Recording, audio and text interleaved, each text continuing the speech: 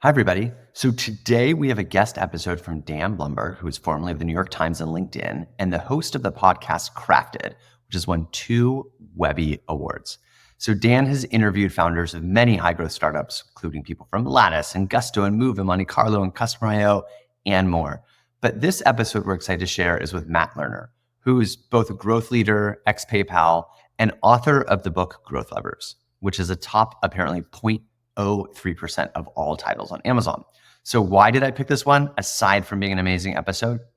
Well, if you take any great startup and you look backwards, you'll see that about 90% of the growth came from 10% of the stuff that they tried. So how do you find the 10% of stuff as quickly as possible?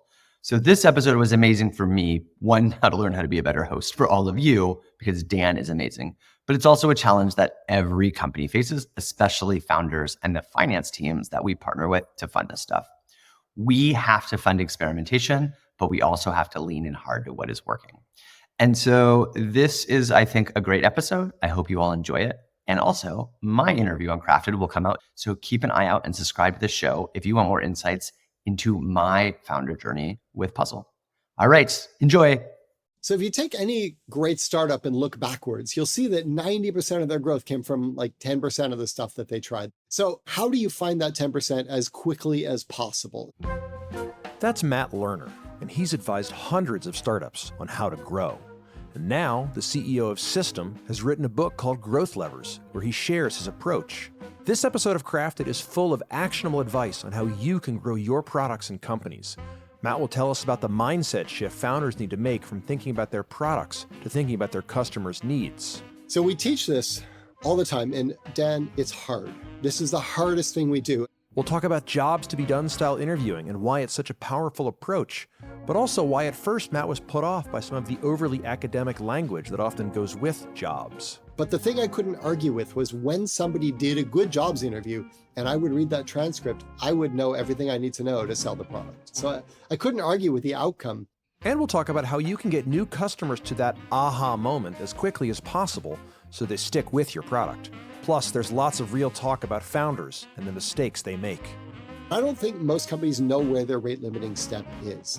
If we focus on any other part of the business that isn't the bottleneck, we're wasting our time. But if we can find that bottleneck and focus on it, we make the entire business grow faster. Welcome to Crafted, a show about great products and the people who make them. I'm Dan Blumberg, I'm a product and growth leader, and on Crafted, I'm here to bring you stories of founders, makers, and innovators that reveal how they've built game-changing products and how you can too. So, Growth Levers. Matt, tell me, how'd you choose the name for this book? I'm assuming it was you jumping out of the bathtub like Archimedes when you came up with the idea for that name. Yeah, Archimedes and I have so much in common. So if you take any great startup and look backwards, you'll see that 90% of their growth came from like 10% of the stuff that they tried. That was certainly true when I was at PayPal, but I've seen it with many other startups. And I think most people sort of intuitively get that there's one big thing they need to find. And the word growth levers, seems to conjure that image in people's minds. But the whole point of the book is if you start with that assumption that 90% of your growth is going to come from 10% of the stuff you try, then how do you find that 10% as quickly as possible? And the book's kind of a step-by-step guide for how to do that. And what was it that prompted you to write the book? After about 15 or 20 years of building and running growth teams and marketing teams in the Valley, I became a VC. And I started to see a pattern. I started to see so many brilliant, talented entrepreneurs taking so much money from hopeful investors and squandering it, making the same basic repeatable mistakes over and over again. And so the first step to that was just to stop being a VC and start my business System, to just work with startups and help them skip the obvious mistakes and, accelerate the path to finding growth levers. But after I'd done it 200 times, I had it pretty tight. Kind of knew what the steps were. And I've always loved writing. And there's so many companies out there who can't afford the program. We can't accept them because we can only work with a certain number of companies. And everyone wants my advice. So I just thought, if I can put it in this book, then I can really magnify the impact of these things that I've learned that I think are pretty powerful. I'd love to hear more about some of those mistakes that you kept seeing over and over again. And maybe you could put it in the context of, in the book, you talk about 3 types of people: the underthinkers, the overthinkers, and the delegators. And I'm interested to hear more of how you identified those 3 groups. Yeah. So one of my editors is a philosopher, and I don't mean he's like a philosophical guy. I mean, he's an actual philosophy professor at a university, or he was. So we got pretty far through the book, and he said, Matt, basically what you're saying in this book is companies should interview their customers and try to understand, why a customer would buy their products, measure your company's ability to attract and acquire and delight customers, and find the areas of highest impact and focus there, and then run lots of experiments and see what works.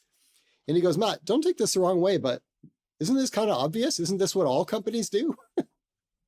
And I said, Bill, you'd be surprised. This is not what all companies do. So he said, well, what do they do? And that was a great question. And the first thing that came to mind were these overthinkers. You see these teams, and it usually starts, to be honest, with the personality of the founder. And, in a startup, you don't know the right answers. So you ask a lot of people, and you talk to experts, and you have debates, and you pull data, and you come up with strategies, and you come up with theories. And those are all good things to do in a company. But if that's all you do, it comes at the expense of execution. And in startups, in any business, no plan ever survives first contact with the customers. And so if you're not actually trying something and putting things out there, you're not going to fail, you're not going to learn, you're not going to succeed. And then the next pattern of failure I saw is kind of the opposite of that. I call them underthinkers. So there's this thing which is very good in startups, which is like a bias for action. And these are people who, quickly build and launch things based on conversations with customers, a sense of the market, and they're very quick to roll things out. The problem is that the set of potential solutions is so vast that you can't get this by brute force. You can't just, if you do, you're lucky. And so they end up, and each time you ship something else, the product gets more complicated. It's harder to maintain. Yep. It's harder to use. It's harder to explain to potential customers. The documentation, everything gets harder and slows you down at a time where more than anything you need speed. And so those are kind of the overthinkers. And the last one is you get someone who's very senior and they come in and they're very humble and they know that they're not an expert in anything, but they can hire great people. So they go out and they hire a great head of marketing and a great head of sales and a great head of, compliance and a great head of engineering and a great head of product, and tell all these people to go do your best. And so what you end up getting is these people each come in with like their best practices and whatever worked in their last job. And they all come to you with proposals that, first of all, they're each pulling in slightly different directions because these are functional silos. These are not a company. And second, you can't fund even a fraction of these things. And most startups aren't world-class at everything. They're like world-class at one and a half things, and everything else, they just sort of do it well enough until they actually can get some traction. So this hire and delegate is like the third pattern of failure. And then I was sort of thinking, like, what do these patterns of failure all have in common? A startup is in a very low information environment. So first and foremost, you've just got to figure everything out. Who exactly is our customer? Where are we going to find them? What is the first email we're ever going to send to them going to say? What does the product need to show them the moment they log into it? What kind of people should we hire as engineers? Like, there's a million things you've got to figure out. And so if the main thing your organization needs to do, like an early stage startup, is learn, go hire a bunch of people and ask them questions is not a quick way to learn. So that's sort of the opposite of that. This way of learning quickly is what I've tried to explain in my book. Yeah, I mean, the line about the overthinkers, it makes me think of the Mike Tyson quote, right? Everyone has a plan until they get punched in the face. Exactly. So you just got to try stuff. You got to put it out there because you really never know. And that's why the pace of learning is so important.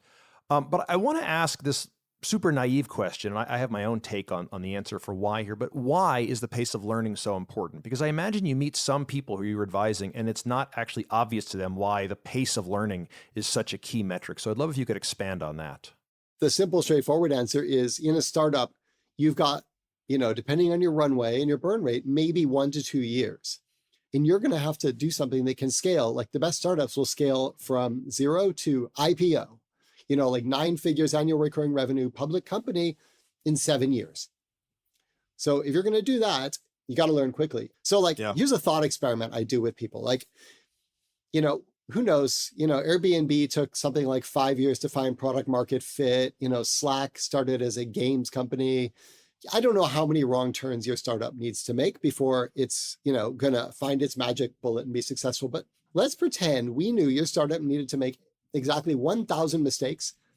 And the thing you try, thing number 1,001, was going to catapult you to success, right? Yeah. It's kind of a silly idea. But if you knew that was true, how would you run your company? you would test as many things as quickly as you possibly could, right? That would be your only objective. So obviously we don't know that it's 1,000. Can't put a discrete integer on it, but what does that change? But it's probably more than one. It's definitely more than one, or you aren't even listening to this podcast. Yeah. So what does that change? If you don't know the number, you still want to get through as many of these learning cycles as possible to boost your chance of finding some big levers before you run out of money. Totally. And I've already used the boxing analogy, but here's the baseball analogy. It's like it's multiple times at bat. Yeah. Rapid iteration leads to multiple times at bat. And I know Eric Ries has written a lot about that, and a lot of people use that analogy. I wonder if you could share some examples of who you think are some of the shining beacons on the hill of running lots and lots of experiments. So in terms of companies who do this a lot, I can kind of tell by looking at their websites. So like a lot of times we like to look at pairs of websites. So I'm just going to name and shame here. But there's two companies who make landing page optimization software. And that's obviously an area that demands a lot of experimentation. Their headline on their website says, "We are the #1 landing page building software." That's nice. But the other one says, "Convert more leads. Build high converting landing pages with no coding required." And I know if I wake up in the morning and I need to optimize a landing page, I want to convert more leads and I want to build high converting pages with no coding required. So I can see they've been testing language and they know exactly the words that are in their customers' heads. So that company is Unbounce. You can go in the Facebook ad library and see, for any company that you're interested in, if you think their messaging is spot on, go see all the stuff they're testing. Go see how many different variants they're testing. And you can really get a sense for who's testing a lot. Hey, we'll get back to the conversation in a moment after a word from our sponsors. Hey everyone, Eric here. At Turpentine, we're always looking for ways to streamline our work. That's why we use Notion for all our internal documents. It's been a game changer for us, and I want to tell you why. Notion is this amazing all-in-one workspace that combines your notes, docs, and projects.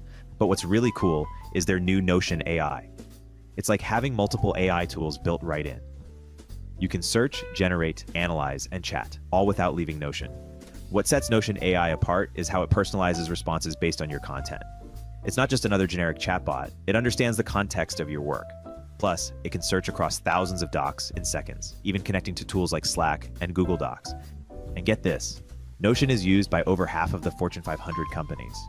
Teams using it send less emails, cancel more meetings, and save time searching for their work. It's designed to keep everyone on the same page while protecting your privacy. Want to give it a try? Head over to notion.com/upstreampod. That's all lowercase. Notion.com/upstreampod. You can try Notion for free, and when you use our link, you're supporting our show. Give the powerful, easy-to-use Notion AI a shot today at notion.com/upstreampod. I love your notion in the book of a locksmith moment, and I think the Unbounce example is a great example of that. But can you explain what you mean by a locksmith moment? I got this idea early on in my time at PayPal. I was living in an apartment complex in San Francisco, and there was like a main gate that opened to a courtyard where all the apartments were, and everyone had a key to that main gate. And I came home one day and there was a sticker on the gate and it said 24-hour emergency locksmith, and it had a toll-free phone number. And I thought, this is a really smart locksmith. She could have bought ads on podcasts or on the bus or in the yellow pages. I wouldn't have remembered any of that stuff, because the place I'm going to be when I suddenly need a locksmith more than anything else is like right here, locked out of my apartment complex because somebody squirted glue in my lock or a key broke off or something like that. Yeah. So she figured out exactly where I was going to be at the moment I realized I needed her product more than anything else. And then I would get in my car and I'd go to work, and I realized we at PayPal, it was early on, and we were doing partnerships with all the hosting companies and all the e-commerce platforms to make sure that PayPal was pre-integrated in all those products as a payment method, so that, because nobody wakes up in the morning and thinks, payments time, I want to start a business, let's get payments, right? They think, is the domain available? Okay, can we get a website? Can we get a shopping cart? Can we get products? So we knew already we were kind of step 9 in people's journey. So we went and partnered with like steps 6, 7, and 8. And that was like our locksmith moment. And the more I thought about that, see it all around me. At the supermarket, soy milk is in the refrigerator aisle, even though it doesn't need to be refrigerated. Because when I'm looking for something, a dairy alternative to put in my coffee in the morning, I'm looking in the refrigerator section. So there's examples of this all around. And when we work with companies, we have them study their customer journey to figure out what are their possible locksmith moments where they can turn up at exactly the right time. Yeah. There are many versions of jobs to be done style interviews. And you write that, at first you found jobs to be done like overly ceremonial. And Nopadon, who is your colleague and I used to work with back when I was at City Ventures, he helped me to understand jobs to be done and really what you're looking to learn. I'm curious if you could share more about your initial take on jobs, what it was, and how you then came around and why you now recommend it, and then the way that you recommend it to other people. Yeah, I think I have to thank Nopadon for this one too. I always liked the idea. I found it seductive when I first read it in Clay Christensen's book, and we all read the milkshake stories and things like that. Yeah. But trying to do it myself, Bob Mesta has been very generous with Nopadon and he spent hours with us working through stuff. But I always struggled to do good interviews and get my head around it. But the thing I couldn't argue with was when somebody did a good jobs interview and I would read that transcript, I would know everything I need to know to sell the product. I would get so many great ideas out of that. So I couldn't argue with the outcome. And then, you'll see in the book, I explain it all, but I sort of push aside a lot of those terms and a lot of that jargon, other than kind of introducing it and giving some homage to Bob and Clay. And I try to hide all that and just make it very practical, kind of nuts and bolts, how to do the interview. Yeah. Because I do think that mindset, that mental shift is incredibly powerful. Yeah, well, let's get into it. So what is a good jobs interview? What are you listening for when you do that style of interview? So basically, it's this mindset shift. And Bob talks about this of supply side and demand side thinking. So our heads are full of, if you're founded a startup, you've got an idea. You tell your friends, they say it's great. You go out, you talk about your idea, you pitch investors, they say you're a genius, they give you money, and then you've got to go sell your product. And it's natural to keep talking about your product. But of course, and this sounds so cliche, but customers don't care about your product.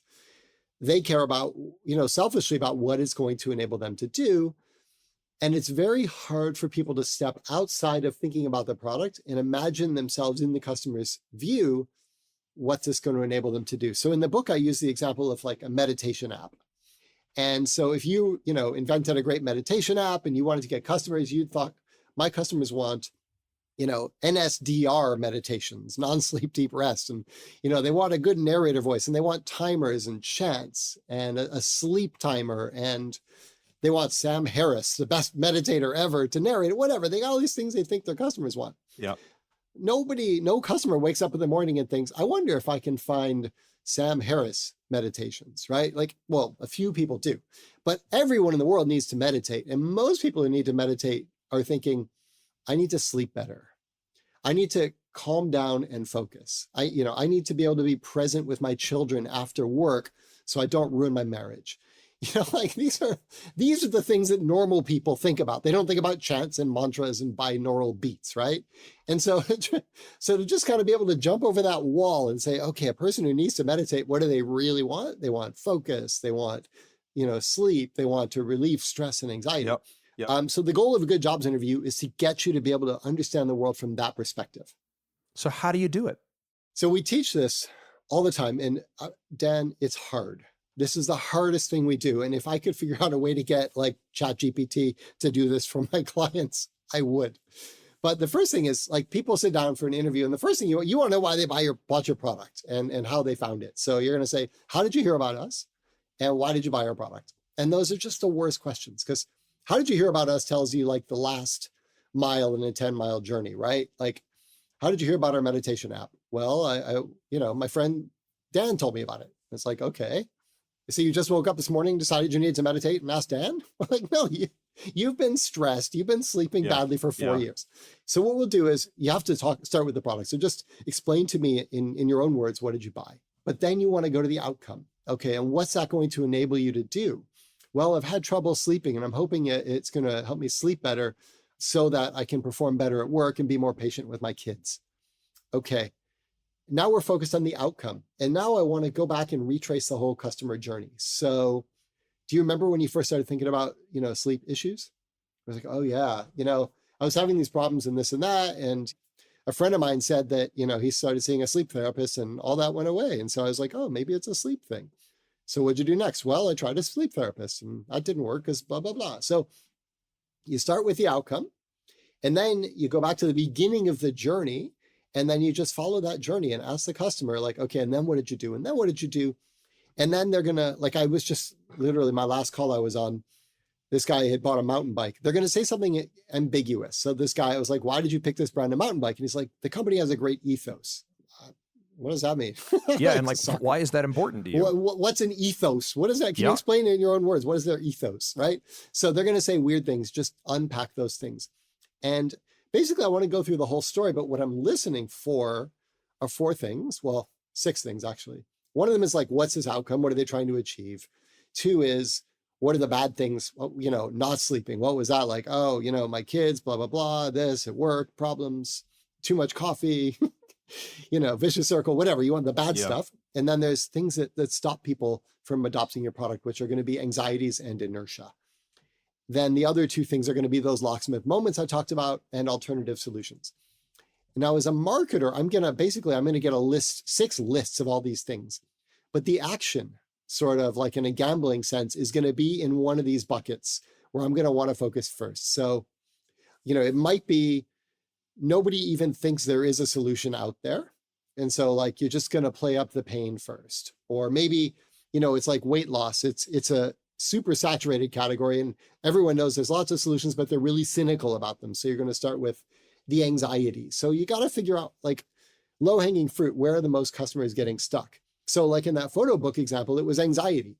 Everyone knows what a photo book is. You don't need to convince them it would be nice to have a photo book, but they're scared to death. They're going to have to install some horrible software and like spend like a day and a half making this bloody photo book. So it's all about understanding and overcoming that anxiety. So that's sort of how I would do an interview and then how I would apply it to a startup. Yeah, my favorite, and you just alluded to it, one of my favorite things that I found so revelatory when I learned the approach of jobs is the quote unquote forces of progress, the things that are pushing you to a new solution, the things that are pulling you away, like the anxieties that you just mentioned, and just understanding what is that struggling moment, as jobs folks call it, and because it really focuses in on what will it take for someone to switch from what they're doing today to what you think they might want to do tomorrow. Yeah, super valuable. Okay, so can you give advice on what do you do after the interview? So the thing about this is there's a lot of value in there. And part of it is finding these nuggets, but part of it is shifting your team's mindset. And the way they're going to do that is by starting to read these transcripts and hear the customer's words or listen to those recordings. So what we'll do is we'll ask the team to distribute their jobs interviews recordings to the team. And then each person should listen to at least 3 interviews or read at least 3 transcripts and go through them and pull out quotes that fit into these buckets, the 4 forces of progress, struggling moments, and alternative solutions, and just like create a document with all those quotes excerpted. Obviously, LLMs could do this faster and easier, but then people wouldn't be reading these words. And part of it is we need to catalyze this mindset shift. So then you'll go through and you'll sort of consolidate that into, and I've got a template in the book, but a customer journey canvas that sort of shows, here's where it starts and here's the push and here's the alternative solutions and blah, blah, blah, and the desired outcome and all that, onto like a single sheet that really documents the customer journey for one of your outcomes. Tell me about growth sprints. What is a growth sprint and how do you organize one for success? So the last piece of this, once you've done your jobs interviews and you've kind of mapped your growth model and found leverage in your business, you're going to have a lot of ideas, more than you could ever test. So growth sprints are basically 1 to 2 week sprints where you're doing an experiment to test an idea that you have. And the idea here, and the way this is different from product sprints, is they're very quick, often don't involve engineering work. You're basically just going to say, we have this idea, what's the riskiest assumption and what's the quickest way we can test it? And unlike a product sprint and a growth sprint, the majority of your tests fail. Like if the majority of the features you built and launched failed, that would be a horrible company. Actually, I think I worked there once. But with growth experiments, you should be bold. If everything works, you're not being bold enough. So we'll just have teams come up, look at your backlog. What are the things that have the biggest potential impact? What are the riskiest assumptions? And what are the quickest ways we can test those? You make predictions. You write a hypothesis. Everybody makes predictions to spread the learning and eliminate hindsight bias, to force the thinking. You run the experiment. You share the results with the team. And then most people are surprised because most of them were wrong. And then you think about, well, why did we get that weird, unexpected result? You do follow-ups. You look at your data. You figure out your next experiments. And everyone gets a little smarter. So even though each of these experiments tends to fail, the net result is even the failures make you smarter. And that gets you closer to figuring out, the thing that's really going to work. What do you need to be ready for a growth sprint? It sounds awesome, like, yeah, let's go do a growth sprint. But what is the pre-work that has to go into it? And what's the right team and the right setup so that it's actually successful? So I'll give you the short version and the long version. The short version is if you've got an idea and you feel good about it, just do it. So the minimum viable growth sprint is write a hypothesis and then go test it. And if it's a big, hard thing, find an easy way to test it. So, if you don't have a lot of traffic to your website, you've got 2 headlines, you like them both, but you don't have enough traffic, it would take 6 months to find out which one's the best headline. Okay, put those 2 headlines into ads and show those ads to lookalikes of visitors to your website, pay a little money, and you can get that answer in a week. Or we had a team that had an idea. It was like a B2B learning app. So it was like teaching skilled tradespeople how to do, whatever electrical line repair things or something. And they were thinking about building notifications, reminders in their app to remind people to do their lessons. But it was a very early stage startup and they only had one coder. It was a technical co-founder and he had a bunch of other stuff. So should we do this or not? So they just took all their recent signups. They downloaded the list of the people and their phone numbers. They divided them into a test and a control group. And the co-founders just spent the weekend sending WhatsApp messages to the test group saying, hey, don't forget to log into the app and do your exercises and paste in a little link to the app. People who got the WhatsApp messages were 4.5 times more likely to do their lessons that weekend than people who didn't get it. And they were much more likely to still be using the app after 2 weeks. So very suddenly, do we build notifications or not became a very easy decision. Yeah. So the minimum is, I'd say, just like write a hypothesis and go try it and then discuss the learnings. But to really get the full value to increase your chance of success, I'd say do some jobs to be done interviews, because a lot of your best experiment ideas are going to come from unexpected things you hear from your customers. And then understand your business well enough to kind of know where the bottleneck is. If lots of people are installing your app and none of them are using it after 1 week, you don't need to be buying more traffic. You don't need to be building a referral program, right? So kind of have a sense of where to focus in your business for maximum impact. Yeah, so let's talk about retention, and I can't believe I'm still saying this, but it is still so easily overlooked. It's so important that people use your app, not just once, but a second time. And I remember when I was a young product manager at the New York Times and I was on the mobile app and I saw for the first time a survival chart of, the number of people use the app on day 1, and then it just falls off a cliff onto day 2 and it falls a little further onto day 3. And then it kind of plateaus and it kind of steadies. And so we ran lots of experiments on like, how do we get people to use the app twice? Because if it hits a plateau at a higher level, we'll just have more people over time and they'll subscribe and all these good things will happen. Yeah. And that's not uncommon with mobile apps. A lot of people, especially back in the early days of mobile apps, you just downloaded something, you try it and whatever. And I'd love to hear your thoughts on retention. And in particular, if you've come across, founders and others who are thinking too much about buying more traffic and not enough about what happens when they actually get here onto our property and what do they do? How do we get them to come back again and again? I think what's that question they ask? Like, what's something you believe that most other people wouldn't agree with or something? Yep. I think with most startups, certainly on mobile apps, most retention problems are actually activation problems. So the first time someone installs your app and opens it up and tries it, they're not active. They're curious. They're checking it out. Is this any good? And if they don't open it a second time, it's not because they forgot and you need to send them a push notification or a reminder email. Yeah. It's because they didn't think it was very good. They got stuck. They didn't ever appreciate the value of it. So what you find in retention curves is, you'll find some number like 11 uses in the first 14 days or something. Yep. It's like people who pass that usage threshold tend to have very good retention. And that's not because there's something magical about the number 11. It's that people who have used your app a couple times and like it and get the value will use it 11 times in the first 2 weeks. Yep. And so the goal is understand, like, what does that out-of-box experience have to be like? What are they trying to achieve? Jobs to be done. What anxieties do they have? What questions do they have? And, address those immediately when they use the app, give them the aha moment, and then they'll remember to come back and do it again. Yeah. So if someone like uses your app twice and never comes back, that's not a retention issue. Just like if you go on a first date and the person never calls you again, that's not a divorce, right? That's an activation issue. Yeah, I know Facebook, I forget the numbers exactly, but they had like a famous growth insight early on that if you connect with, I think it was 10 friends in your first 7 days, your retention would go up like 10x. And when I was at the New York Times, I was looking for something similar, that if people could only do X in the first couple days with the app, that their retention would double. And so I looked at all this data. Do they go to the sports section? Do they watch a video? Do they log in on a Saturday, et cetera? And found this simple insight, but very actionable, which is that retention would double if people would read just one article. And if they read a second article, their retention would double again. And because, you can scan headlines and never actually open an article. And so once we had this insight, we could run all these experiments, some with notifications, but most were around headline writing or different presentation in the mobile app. And, lots and lots of things we could do to just help people get to that first article. Or Netflix early on, when it was DVDs by mail, they figured out that if they could get people to find 3 titles that they would add to their queue in the first 90 seconds, they had much higher conversion rate to sign up. Yeah. So you just got to figure out, how does the user, what's the value of the New York Times? You find a good article, right? Yeah. And how do you get them there quickly? I want to go back now to what got you into tech in the first place. I haven't asked this question of a guest in a while, but I have this kind of weird framing, and I'd love to try it and see how it goes. And I think you're game. So I'm going to give you the title of a blog post that you have written or that you will soon write.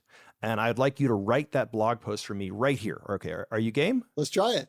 All right. So here's the title of the blog post that you are writing right now. The title is Everything I Needed to Know About Helping Startups I Learned at an Oil Refinery. I know where you got that. So I had a summer job in an oil refinery. It's hot, sweaty, dirty work, by the way. So the first thing I learned is I want to finish and graduate college so I don't have to spend the rest of my life working in an oil refinery. The second thing I learned there that was super useful was it didn't matter how smart you were. Like, I was in a chemistry lab and there were people with PhDs and they were geniuses, but you know what? If they didn't do the work, no one liked them and their lives were miserable and they were going to get fired. So the second thing I learned, which is very different than what they tell you in school, is it doesn't matter how smart you are. It matters, if you do the work, if you get along well with your coworkers. But the thing that I come back to so much in my work with startups, and we kind of alluded to this earlier, is the idea of a rate limiting step. So a refinery, it's a very simple business model. This was actually a used oil recycling facility. So a company, has some lubricating oil or cooking oil or something and it's dirty, they don't need it. You can't just dump that in the river because that's illegal and horrible. So they would pay us money per gallon to take the waste oil. We would separate out the dirt and the water and clean it up, and we would sell it as fuel oil to the steel industry typically. So we got paid to take oil and we got paid to sell the product. So it was great. We got paid at both ends. The only way to screw up this business was if we stopped refining oil, because while all of our revenue was delineated by gallons, all of our costs were delineated by hours. So salaries of employees, leases on trucks, machinery, and equipment. So our profit was just a function of gallons per hour. And my job at any given time, somewhere in that refinery, there was a bottleneck. And my job was to walk around with a clipboard and read dials and flow rates and temperatures and find the bottleneck, and then tell the shift supervisor. And then his or her job would be to go find the person who's in charge of that bottleneck and tell them to open it up to keep things moving quickly. And I realized that the tech businesses are the same way, like we talked about. If no one's using your product a third time, you don't need to be buying traffic. And it's such a simple insight. And I don't think most companies know where their rate limiting step is. And I think if you just start to map things out and say, hey, if we focus on any other part of the business that isn't the bottleneck, we're wasting our time. But if we can find that bottleneck and focus on it, we make the entire business grow faster. So figuring that out, if you don't know where it is, like job one is just go figure out where is your rate limiting step. Awesome. And I'm especially interested in your take on how writing a book, like literally physically printing a book, is not a terribly agile process. It's much more of a big bang launch than you might do digitally. Yeah, I know. I tell everybody, like, to experiment 1 week growth sprints. And then, it took me 2 years to write this book. And most books don't ever have any positive impact, for their authors. Most books don't sell very many copies. So this is kind of the opposite of lean and the opposite of everything I teach. And the only reason I did it is because I very much deeply wanted to do it. I love writing. I love thinking about this stuff. And, my business, this isn't a startup. I'm not trying to make anyone $1 gazillion. I started this business to explore ideas that I'm really excited about. And for me, like, putting those ideas into this book is very much my goal and my purpose and something I love doing. And when I got the book back from the editor and read it, I absolutely loved it. And I thought, if nobody else ever buys a copy, this is a success because I've written the book that I want to write. So not a best practice, not agile, not anything I'd recommend you do unless you really can't stop thinking about doing it. Yeah, that's awesome. I'm so glad you did. I'm so glad it's working out. Matt, thank you so much. My pleasure, Dan. This was a great chat.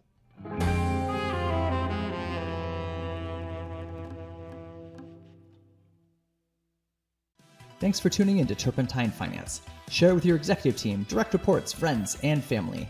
And if you want to support the show, the best ways are to leave a review wherever you're listening and subscribe.